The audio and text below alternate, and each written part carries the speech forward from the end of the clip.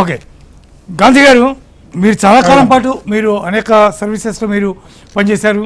అందులో ప్రత్యేకంగా ఆర్టీఏలో మీరు ప్రధానంగా వర్క్ చేశారు. మీకు ప్రధానమంత్రి మోడీ చేసినటువంటి ఈ విన్నపం ఏదైతే చేశారో అన్ని రాష్ట్రాలకి ప్రజలకి, ఇది మీకు ఎంత సమంజసంగా అనిపిస్తోంది? అది ఎంత సాధ్యంగా కనిపిస్తోంది? రామ్మోహన్ రావు గారికి నమస్కారం అండి. ఈ రోజున మనం ఇందాక రామ్మోహన్ రావు గారు అన్నట్టుగా అనుశాసనం అన్నది అది ఈ రోజున ప్రత్యేకంగా మోడీ గారు చెప్పారు కాబట్టి మనం పాటించాలి అని అనుకోని అవసరం లేదండి. మనిషి జీవితంలో ఇందాక వారు ప్రస్తావించినట్టుగా మనం ఎంత దుబారా చేస్తున్నామని ఉదాహరణకి ఈ బఫే భోజనం సంగతి కూడా వారు ప్రస్తావించారు. నిజానికి ఇప్పుడు మోడీ గారు మనం పొదుపు చేయవలను అనేది వారు చెప్పటం సంతోషకరమైన విషయంగానే నేను భావిస్తాను. కాకపోతే దానికి తగిన విధంగా వనరులు ఏర్పాటు చేసుకునేటట్టుగా కూడా ఉండాలనేది నా భావన.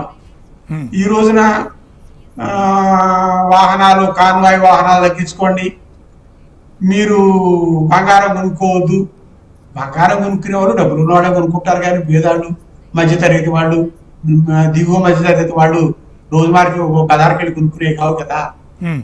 మీకు నేను రవాణా రంగానే చెందిన నిపుణుడిగా చెప్పాలి అంటే, మనం వాహనాల యొక్క సంఖ్య ఇబ్బడిముబ్బడిగా పెరుగుతుంది. ప్రజలు ప్రజా రవాణా పట్లనే మొగ్గు చూపాలి అనేది మొదటి నుంచి పెట్టుకుంటున్న పాలసీ అనుకున్నా కూడా ఆచరణలో తగిన పెట్టుబడులు ఈ ప్రజా రవాణా సంస్థలకి ఇవ్వకపోవటం వల్ల, ముఖ్యంగా ఆర్టీసీ లాంటి ప్రధానమైనటువంటి మన రవాణా సంస్థకి తగినంత విధంగా ఆర్థిక దన్ను అందించకపోవడం వల్ల వారి సరిగ్గా బస్సులు కొనుక్కోలేక ఇప్పుడే సమస్యలతో వాళ్ళు బాధపడుతూ నడిపిస్తున్నారు వ్యవస్థని.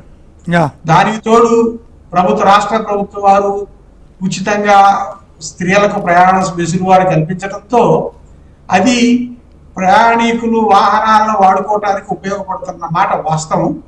నిజానికి ఒక రకంగా ఇది ప్రజల్ని వారి యొక్క వ్యక్తిగత వాహనాల నుండి మళ్లించడానికి ఇది ఒక ఉపయోగకరమైన విషయంగా మనం భావించుకోవాలి.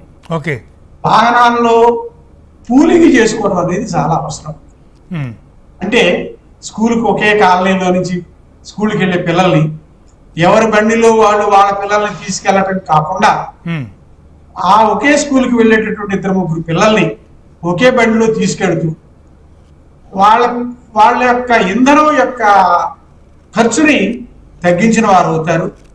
రోడ్డు మీద కూడాను ఒత్తిడి కొంత తగ్గడానికి ఉపయోగపడుతుంది.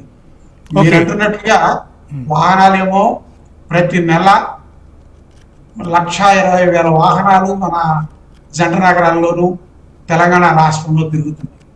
కానీ రోడ్డు విస్తీర్ణం పెరగటం లేదు, రోడ్డు వెడల్పు పెరగటం లేదు, ప్రజలకు పాదచారులకి ఫుట్పాత్ మీద నడిచేటటువంటి వెసులుబాటు కూడా కల్పించడం లేదు.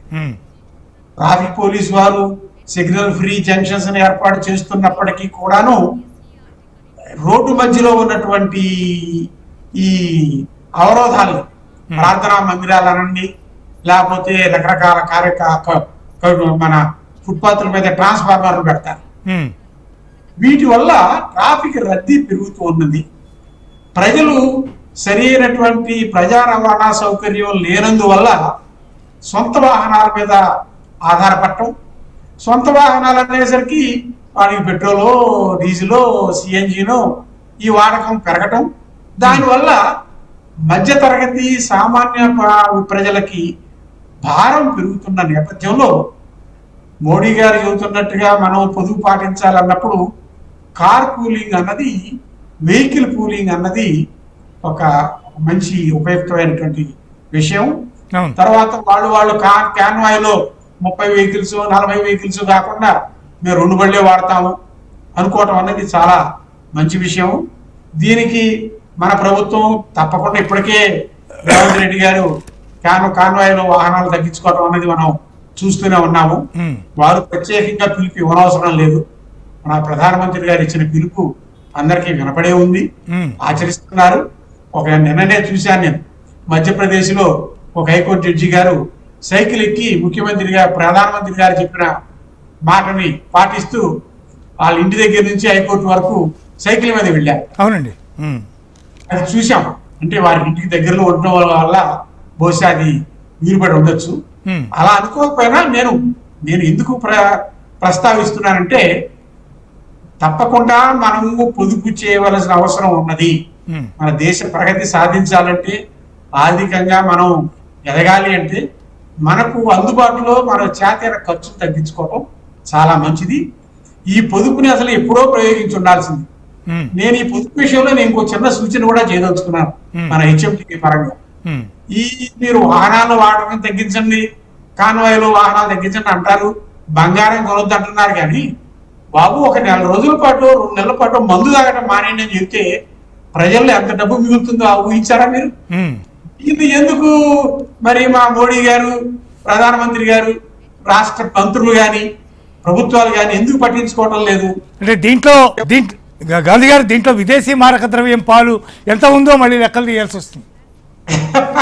ఎన్నున్నా కానండి, పొదుపు అనేది మన దగ్గర నుంచి మొదలు కావాలి. ఆ డిసిప్లిన్ అన్నది మన దగ్గర నుంచే మొదలు కావాలి. కేవలం కారులో వెళ్ళొద్దు, సైకిల్లో వెళ్ళు, మీరు అట్లాంటి 50 వెళ్ళొద్దు, మీరు అట్లాంటి నిబంధన ఏదైనా పెడితే ప్రజా ఉద్యమం వస్తుందేమో. అదే ఇంటింటికి ఉండేటటువంటి వెసులుబాటు ఏమిటి అంటే, మందు మానండి బాబు, మందు వాయిదా వేసుకోండి బాబు అంటే బోళ్ళంతా ఇంట్లో భార్యాభర్తల్లో సౌహృద భావం పెరుగుద్ది, వాళ్ళ ఇళ్లలో గడిపే కాలం పెరుగుతుంది, పిల్లలతో మాట్లాడుకునే అవకాశం పెరుగుతుంది, డబ్బులు ఖర్చు తగ్గుతుంది, ఇంటి కుటుంబానికి అది పనికొస్తుంది. ఇది కూడాను ఒక రకమైనటువంటి పొదుపు సూత్రమేనని మా మోడీ గారికి నేను ఈ విధంగా విన్నవించుకుంటున్నాను.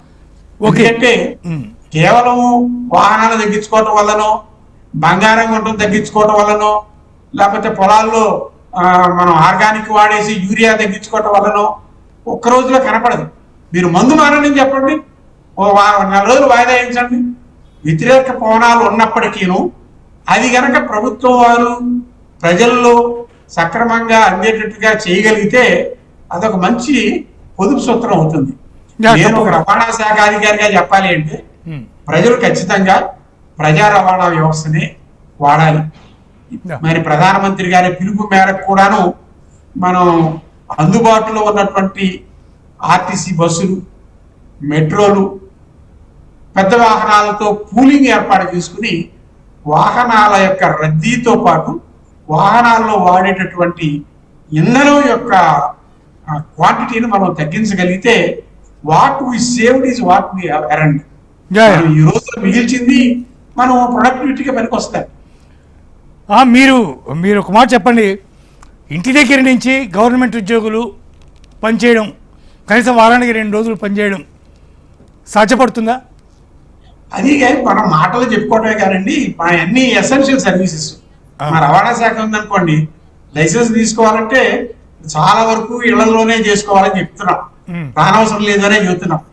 కానీ అత్యవసర వస్తువులు వినియోగ కొనుక్కునే వాళ్ళు వాటి రోడ్డు మీద ఎంప్లాయీస్ కి అందుబాటులో ఉండవలసిన అవసరం, ప్రజలకి అందుబాటులో ఉండవలసిన అవసరం ఎంప్లాయీస్ ఉంటుంది కదా. ఐటీ సెక్టర్ లాంటి ఇంటర్నెట్ ఫెసిలిటీ ఉండి ఇంట్లో కూడా పని చేసుకోగలిగిన వర్గానికి ఇది సాధ్యపడుతుంది. కానీ ప్రజా జనజీవనంలో మీరు వర్క్ ఫ్రమ్ హోమ్ అన్నది అన్ని ఉద్యోగాల్లోనూ అది సాధ్యపడదు. మన దగ్గర అసలు ఉన్నతయే ఉద్యోగస్తుల సంఖ్య తక్కువ, వేకెన్సీలు ఫిలప్ చేయటం లేదు. ఈ ఉన్న వాళ్ళని కూడా మీరు రానవసరం లేదయ్యా, ఇంట్లో కూర్చోండి పని చేయండి అంటే ఫైల్ ఎవరు సర్క్యులేట్ చేస్తారు? విధానపరమైన నిర్ణయాలు తీసుకోవడానికి ప్రభుత్వానికి సూచనలు ఇచ్చేటటువంటి వ్యక్తులు ఖచ్చితంగా ఆఫీస్కి రావాల్సిందే. వర్క్ ఫ్రమ్ హోమ్ అనేది కేవలం ఈ ఐటీ రిలేటెడ్ గానే పనిచేస్తుంది తప్పితే మన జనజీవన స్రవంతిలో దైనందిన జీవితాలకి పనికొచ్చే కార్యక్రమాల్లో పాల్పడుతున్న ఉద్యోగస్తులు అది సాధ్యం కాదండి.